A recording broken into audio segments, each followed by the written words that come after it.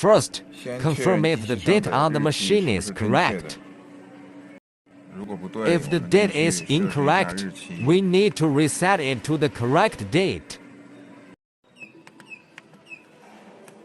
Find the date option and set the correct year, month, and day. 2023年11月，然后14号小时分钟，确认，设置完成之后返回。The first option in the setup menu is Bill Query.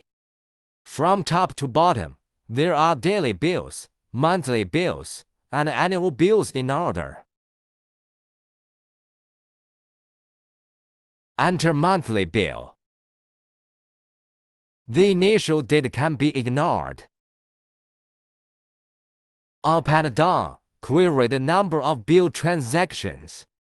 Date displays the current billing months with transactions. Total is the total sales amount for the current month.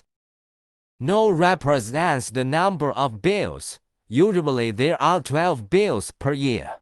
Days without bills will display 2000, which can be ignored.